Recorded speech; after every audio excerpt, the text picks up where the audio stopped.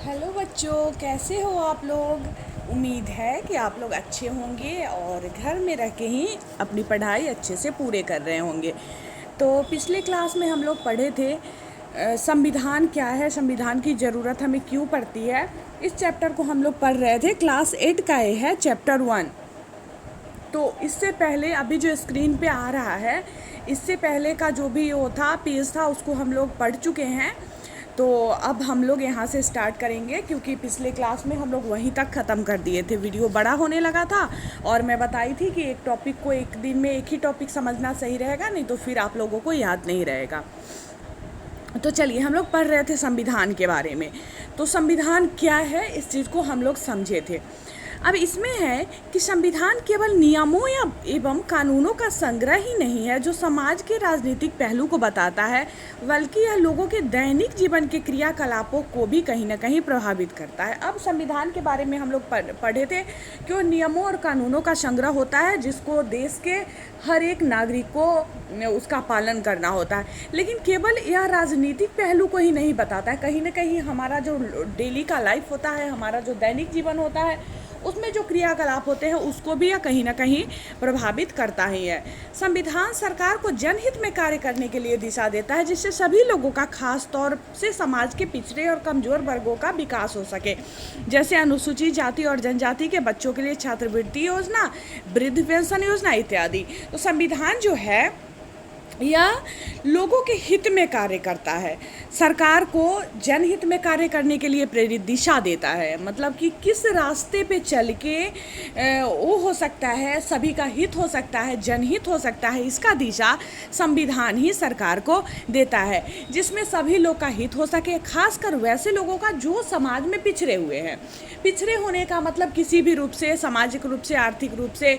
तो खासकर जो समाज के पिछड़े लोग हैं, जिसमें अनुसूचित जाति जनजाति ये सब हो गया, तो इन लोगों के लिए छात्रवृत्ति योजना हो गया। जो बूढ़े हो गए हैं उनके लिए वृद्ध जन पेंशन योजना। मतलब बहुत सारा सरकारी सहायता जो होता है, उन सब योजनाओं को लोगों तक वो कैसे पहुंच सके, इसका भी दिशा देता है। भारतीय संविधान का ऐतिहासिक संदर्भ।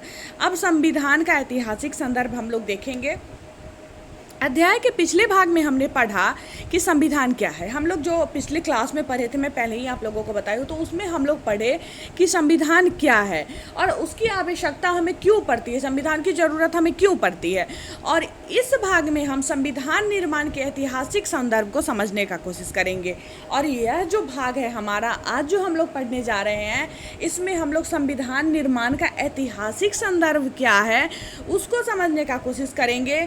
यह जानने का कोशिश करेंगे कि कौन कौन सी ऐसी घटनाएं घटी जिसने भारत के संविधान को एक महत्वपूर्ण योगदान दिया, एक खास रूप देने में बहुत ही महत्वपूर्ण योगदान दिया। किसी भी संविधान के स्वरूप को समझने के लिए यह जानना जरूरी होता है कि उसका निर्माण किस परिस्थिति में हुआ। अब किसी भी देश का संविधान है, किसी भी संविधान के स्वरूप को अगर हम समझने की कोशिश करें तो सबसे पहले क्या जानना जरूरी हो जाता है, यह जानना जरूरी होता है कि जब वो संविधान बना, संविधान का निर्माण हुआ, तो उस समय परिस्थितियाँ कैसी थी, है ना। और यह भी देखना होता है कि वह प्रभावशाली है या नहीं है, और उस देश में रहने वाले लोगों के ऐतिहासिक, सामाजिक, आर्थिक, राजनीतिक और सांस्कृतिक पृष्ठभूमियों को उसमें शामिल किया गया है या नहीं। अब संविधान जो है, संविधान में यह भी देखना होता है कि जो देश के रहने वाले हैं, जो उस देश, जैसे भारत का संविधान है, तो भारत में जो लोग रहने वाले हैं उनका ऐतिहासिक, सामाजिक, आर्थिक, राजनीतिक और सांस्कृतिक, इन सभी पृष्ठभूमियों को ध्यान रख के इसमें मतलब उनको शामिल किया गया है कि नहीं, उनका ध्यान रखा गया है या नहीं। यह देश के विभिन्न वर्गों के समाज के हितों को ध्यान में रखा है या नहीं, यह भी देखना होता है कि देश के जो विभिन्न वर्ग के, समाज के जो विभिन्न वर्ग के लोग हैं, उनके हितों को इसमें ध्यान रखा गया है या नहीं। अब सबसे अहम मुद्दा यह है कि संविधान बना कैसे और बनाने की प्रक्रिया में उस देश के सभी वर्गों के लोग शामिल हो पाए थे या नहीं। और यह भी ध्यान देना है, सबसे महत्वपूर्ण बात, कि जब संविधान बना तो उसकी जो प्रक्रिया हुई उसमें देश के क्या सभी वर्ग के लोग शामिल हुए थे या नहीं हुए थे। ठीक है। सन 1885 में भारतीय राष्ट्रीय कांग्रेस के गठन के बाद आने वाले कुछ वर्षों में ही भारतीय राष्ट्रीय कांग्रेस और देश के कई अन्य संगठन संवैधानिक सुधारों और कानून बनाने वाली संस्था में भारतीयों को अधिक से अधिक संख्या में शामिल करने की मांग करने लगे। अब राष्ट्रीय कांग्रेस का गठन कब हुआ था? 1885 में। तो वो गठन होने के कुछ वर्षों के बाद ना भारतीय राष्ट्रीय कांग्रेस और कई संगठन और थे जो संवैधानिक सुधार, ठीक है, संवैधानिक सुधार और कानून बनाने वाली जो संस्थाएं थी उसमें ना अधिक से अधिक भारतीय लोगों को शामिल करने की मांग कर रहे थे। कांग्रेस के नेता अंग्रेजी सरकार की भारत के बारे में बनाई जा रही नीतियों की आलोचना करते हुए आमतौर पर यह सवाल उठाते थे कि अंग्रेज सरकार ने जो अधिकार अपने देश इंग्लैंड के नागरिकों को दिया है वे अधिकार भारत के नागरिकों को क्यों नहीं दिए जा रहे हैं, जैसे मत देने का अधिकार, चुनाव लड़ने का अधिकार और अपनी इच्छा अनुसार व्यवसाय करने का अधिकार। अब देखिए, अब क्या हुआ कि कांग्रेस के नेता जो थे तो वह अंग्रेजी सरकार ने जो भारत के बारे में नीतियाँ बनाई थी उसकी आलोचना करते हुए, मतलब उनकी बुराई आलोचना करते हुए ये सवाल उठाए कि जो अंग्रेजी सरकार है, जो अधिकार वह अपने देश के इंग्लैंड के नागरिकों को दिए हैं वे अधिकार भारत के नागरिकों को क्यों नहीं दिए हैं, क्यों नहीं दिए जा रहे हैं, जिसमें सबसे महत्वपूर्ण था मत देने का अधिकार, चुनाव लड़ने का अधिकार और अपने इच्छा के अनुसार व्यवसाय करने का अधिकार। तो ये लोग ये मांग करने लगे। भारत के लोगों की शुरुआती मांगों में मुख्य रूप से यह बातें शामिल थी कि भारत के लिए कानून बनाने वाली संस्था जैसे नेशनल असेंबली आदि में भारतीय प्रतिनिधियों को अधिक से अधिक संख्या में शामिल किया जाए। और सबसे शुरू में जब संविधान का निर्माण हुआ स्टार्ट, तो सबसे स्टार्टिंग में शुरुआत में भारत के लोगों की मांग थी कि जो कानून बनाने वाली संस्था है, जो कानून बनाती है, जिसमें नेशनल असेंबली है, तो ये भारतीय प्रतिनिधियों को अधिक से अधिक संख्या में शामिल उसमें किया जाए। असेंबली में बजट पर प्रश्न पूछने का अधिकार दिया जाए एवं भारत के न्यायाधीशों को यूरोप में तथा अन्य देशों तक इंग्लैंड के नागरिकों के खिलाफ मुकदमे सुनने का अधिकार दिया जाए। और क्या मांगे कि असेंबली का जो बजट है उसमें प्रश्न पूछने का अधिकार भी भारतीयों को दिया जाए और न्यायाधीशों को यूरोप में तथा अन्य देश के जो जैसे इंग्लैंड आदि के नागरिक के खिलाफ जो मुकदमा होता है उसको सुनने का भी अधिकार दिया जाए। इसी बीच घटी अन्य घटनाओं ने भी संविधान की मांग को प्रस्तावित किया और भी घटना इसी बीच घटी जो संविधान के मांग को और ज़्यादा प्रभावित किया। कैसे? 1920 में भारतीय राष्ट्रीय कांग्रेस ने भारत के लोगों द्वारा अपने संविधान खुद बनाने की स्पष्ट मांग रखी। सन 1928 में मोतीलाल नेहरू और कांग्रेस के अन्य आठ नेताओं ने भारत के संविधान की एक नई रूपरेखा तैयार की। अब देखिए, इसको ध्यान से देखिए, 1920 डेट भी याद रखना जरूरी होता है। 1920 में भारतीय राष्ट्रीय कांग्रेस जो थी वो अपना खुद का संविधान, भारत के लोगों के द्वारा अपना खुद का संविधान बनाने की एकदम स्पष्ट मांग रखी। सन 1928 में मोतीलाल नेहरू थे और कांग्रेस के 8 अन्य नेता भारत के संविधान की एक रूपरेखा तैयार की। 1931 में कराची में हुए भारतीय राष्ट्रीय कांग्रेस के अधिवेशन में भारतीय संविधान की रूपरेखा से संबंधित प्रस्ताव पेश किया गया और 1931 में कराची में एक राष्ट्रीय कांग्रेस का अधिवेशन हुआ। उसमें संविधान की जो रूपरेखा प्रस्ताव बनाई गई थी उसका प्रस्ताव जो है पेश किया गया और इन दोनों प्रस्तावों में मुख्य बुनियादी मूल्यों का समावेश किया गया। जो भी मुख्य बुनियादी मूल्य थे उसको नहीं इसमें समावेशित किया गया, जिसमें क्या था, सार्वभौमिक वयस्क मताधिकार और स्वतंत्रता और समानता का अधिकार और संसद एवं उत्तरदायी सरकार एवं अल्पसंख्यकों के अधिकारों की रक्षा। ये सब जो था बुनियादी मूल्यों का समावेशन वहाँ पे किया गया।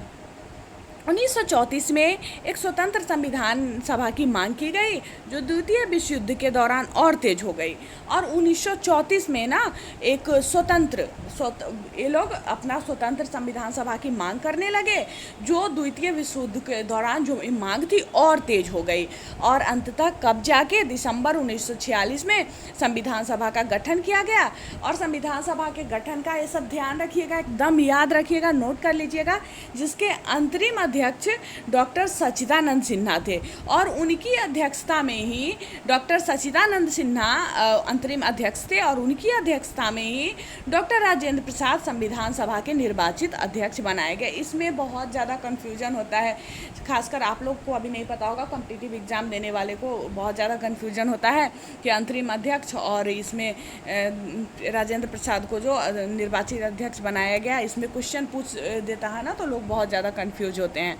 और ये दोनों विभूतियाँ जो थे, दोनों विभूतियाँ बिहार के ही निवासी थे। अब हम लोग देखेंगे संविधान का बुनियादी मूल्य। किसी भी देश के संविधान के उन मूल्यों को बुनियादी मूल्य कहा जाता है जो उस देश के समाज के आदर्श रहे हो और लोगों के जीवन को खुशहाल बनाने में सहायक हो। अब कोई हमसे पूछेगा कि बुनियादी मूल्य किसे कहते हैं, तो क्या कहेंगे? किसी भी देश के संविधान के उस मूल्यों को बुनियादी मूल्य कहा जाता है जो देश और समाज के लिए आदर्श रहे हो, ठीक है ना, और लोगों के जीवन को, जो वहाँ के रहने वाले हैं उनके जीवन को खुशहाल बनाने में सहायक हो। भारत के संविधान के निर्माण के समय भी ऐसे आदर्शों को संविधान के मूल्यों के रूप में पहचाना गया, जिन आदर्शों को भारत के लोगों ने सदियों से अपनाया था। ये आदर्श और विश्वास आज़ादी के आंदोलन के दौरान भी भारत के लोगों के संघर्ष का मुख्य केंद्र रहा। और भारत के संविधान के निर्माण के समय ना ऐसे जो आदर्श थे उनको संविधान के मूल्यों के रूप में पहचाना गया, और जिन आदर्शों के भारत के लोगों ने सदियों से अपनाया था वे आदर्श और विश्वास आज़ादी का जो आंदोलन हो रहा था उसके दौरान भारत के लोगों के संघर्ष का मुख्य केंद्र रहा। इन मूल्यों को लोकतंत्र, स्वतंत्रता, समानता, न्याय व धर्मनिरपेक्ष प्रमुख मूल्य। और इन मूल्य में क्या क्या जो मूल्य हम लोग देखे हैं कि संघर्ष का मुख्य केंद्र रहा, इन मूल्यों में लोकतंत्र, स्वतंत्रता, समानता, न्याय, धर्मनिरपेक्षता, ये सब जो थे प्रमुख मूल्य थे।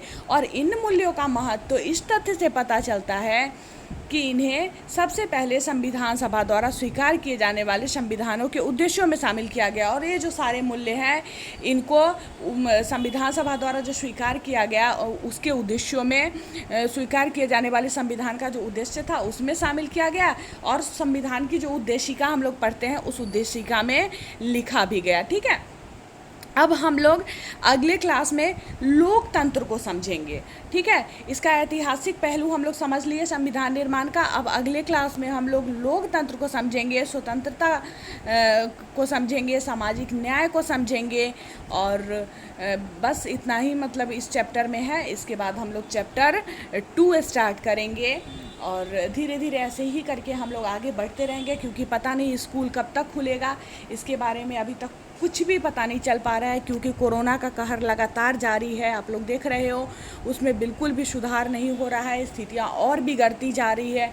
तो आगे अब कितने दिनों में सब कुछ ठीक होता है कहना मुश्किल है। तो तब तक आप लोग अपना पढ़ाई करिए, क्योंकि पढ़ाई को रोक के रखना सही नहीं है। तो मिलती हूँ फिर मैं आप लोगों से अगली क्लास में। तब तक के लिए आप लोग अपना ध्यान रखिएगा, अच्छे से पढ़ाई करिएगा, घर से बाहर बिल्कुल नहीं जाइएगा, और घर में रह के ही अच्छे से पढ़ाई पूरी करिएगा, क्योंकि बाहर में कितना ज़्यादा खतरा है मैं हर क्लास में आप लोग को बताती हूँ कि बाहर में बहुत ज़्यादा खतरा है कोरोना की वजह से।